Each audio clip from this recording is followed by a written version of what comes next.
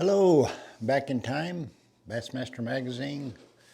We're March 1982, a little less than 50 years back. And I say that, and it even surprises me when I look through here. I'll point out certain things. How many things that are popular today were being presented even this far back, and yet for some reason, either the technology to make it useful wasn't there, or a certain angler came along and taught us how to fish it, and it went mainstream. So let's see. This is kind of one of them we see a lot of frogs nowadays. We didn't see a whole lot of frogs back then, but here's Johnson spoon, weedless wonder. That's a frog? Not a frog, but it's worked in the same kind of water that frogs were worked in, over real thick vegetation. I won my second classic. That was my second bait in Toho that I won in 1977. Most of my fish came either on a Floyd's buzzbait or a Johnson spoon. And it's still a really, really good blade around lily pads and any kind of aquatic vegetation that's come to the surface. But see this? Look at this. We see so many of these type of baits now. But why? Because forward-facing sonar has made them popular. But this is almost 50 years ago, and guys were trying to basically, manufacture these and sell them. And they didn't really catch on. I'm sure a few people caught fish on it and kept it a secret, but it actually did not become mainstream like they are nowadays. It's just a jig head with some type of little swim minnow on the back. The more of these I've been doing these through the 70s and now in the 80s. I didn't realize until I looked at these that Ray Scott was a boat salesman. I mean, this is not even the Ranger. He started this with the Bass Champs tournament with the aluminum boat, and then every year after that he has another small boat that he was, selling. And of course, always the classic Rangers he was selling. So I guess we all know that probably his number one talent was being a salesman, more than anything. And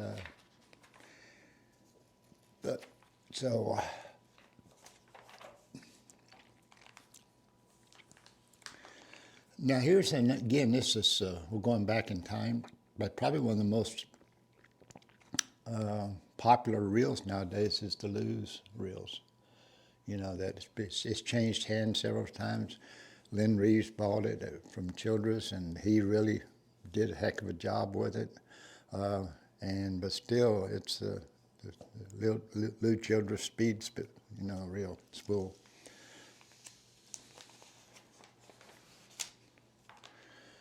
Oh, this is very appropriate for the weather outside right now. And this is the scary part of fishing we don't talk about a lot.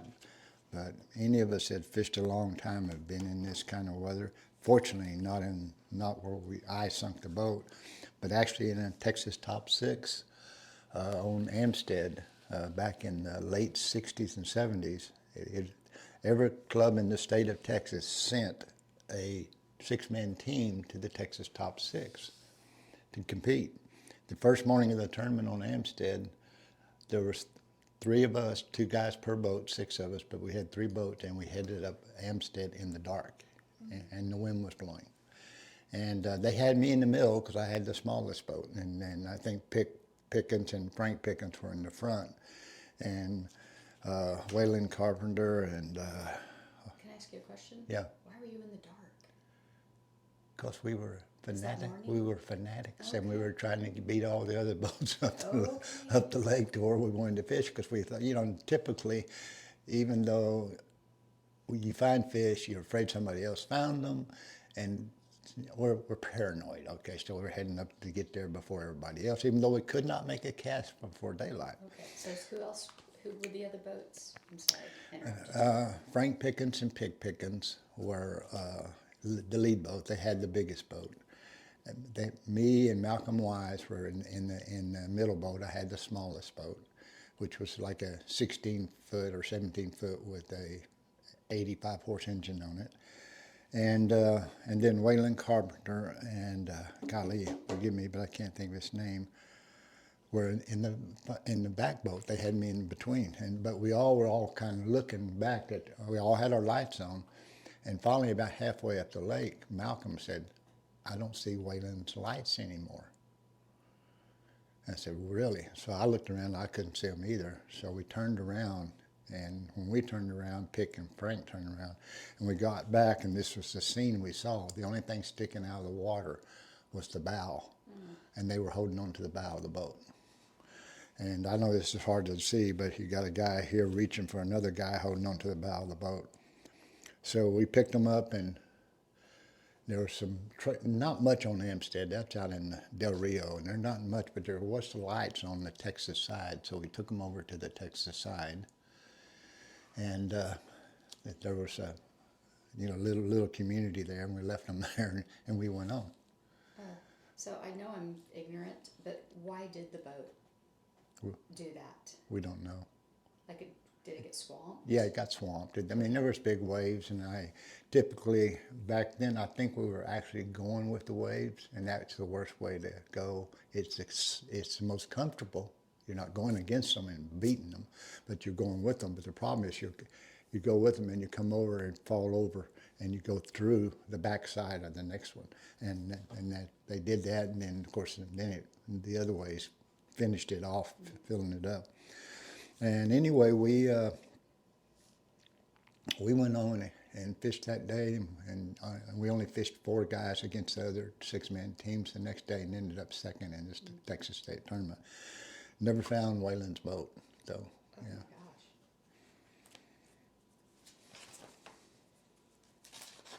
What was the temperature? Was it cold or? It wasn't hypothermic. I mean, it was cool, but you'd had been in it a long time to get hypothermic. And here's Big Tom Man. I'm only pointing this out because you see everybody nowadays are fishing open face spinning reels, and again, it's due to the new techniques that are being used. Tom always fished big open face spinning reels. I mean, from the very, very beginning. And he's a big guy, so you think, heck, he can handle a casting rod. But he never felt that he used an open face spinning reel.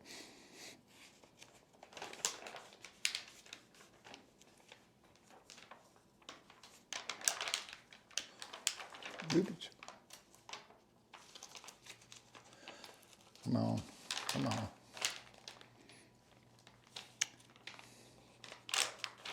There's Ray selling boats again. That's the same magazine. Yeah. That's twice in one magazine. Yeah, no, he sells these other boats. I always wonder about that. Had to create a little friction between him and his main man, Boris Wood. You know, that he's selling a different brand boat in the same magazine. This was the Rangers that they sold, obviously classic boats. The other one was a Bass Champ boat. Okay. And then here's the weedless wonders. I already showed you the Johnson spoon here a little bit earlier, but that's anytime you were designing a lure, and I've been designing lures the last half of my career, there's key things about it. You can create the most sexy lure with cosmetics and pretty skirts and colors and all kinds of spins on it, but it still has to accomplish what it should be designed for. In other words, it's a tool. We get rid of the idea of lures. It's a tool. And tools have to do what? They have to be able to fish what habitat the fish are in the best, the most efficiently. If it goes in there and it's not weedless, it's going to stay hung up. That's not very efficient. If it doesn't get to the right depth you want, that's not very efficient. So that means you got to be able to cast it a long ways to get to the right depth. So anyway, but here are all the different ones they were trying to make weedless to fish through thick brush, thick aquatic vegetation. and that type of thing. So, and there's many of those type of baits that was tried to make. Johnson Spoon may have been one of the very first ones that I showed you earlier.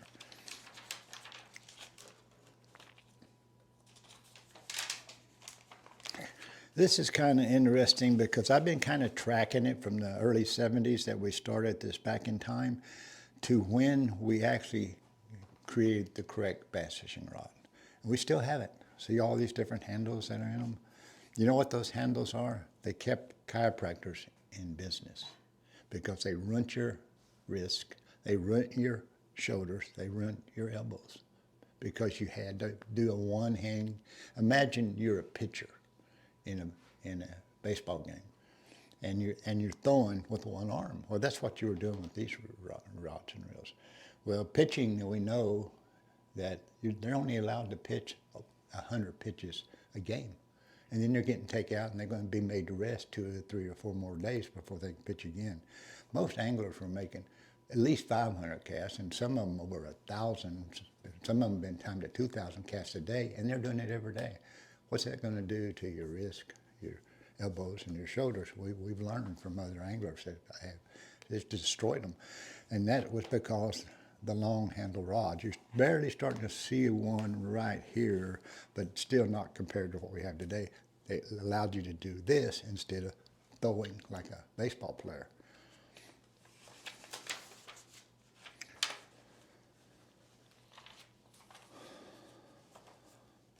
Leroy Brown.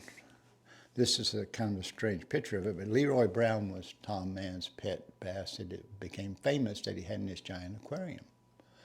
And anyway, he made a lure because you know how it was kind of a trinket lure to sell. But the real cool thing about Leroy Brown is Tom Mann's theory about Leroy Brown, which I really embraced. And that was that Leroy Brown, once he caught him out of Eufaula, Alabama lake, he put him in that big aquarium, never would hit a lure the rest of his life. He would hit minnows, but you couldn't fool him with any kind of lure, no matter how real it looked. And from that, but other bass he put in there, you would after a few days go back and hit another lure, maybe the same one you caught him on. But the theory that this presented to Tom Mann, and I kind of believe it, he said, this is why catch and release was so important, because there was the Leroy Browns that we would eventually left in the lakes if we hadn't had catch and release, that genetically would never hit a lure again and would produce genetically fish that was not, likely to hit a lure again, where all these fish that would hit a lure again, we'd taken out of the lake. So genetically, catch and release, kept both mixes in the water. So that's kind of, it was interesting, but it still to this day makes a lot of sense to me.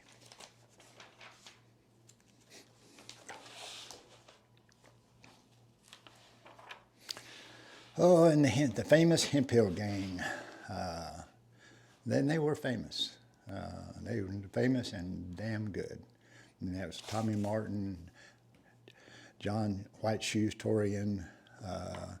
This was probably the least known, but it was John Hall, but it was just as good. Didn't fish as many tournaments. Larry Nixon, of course, and Mr. Harold Allen, and these were the guys. And if you just kind of after the Hemphill game got known, if you follow the standings, they lived up to their name. Here, Tommy, of course, won. He on Toledo Bend, the Toledo Bend tournament. Harold Allen was second.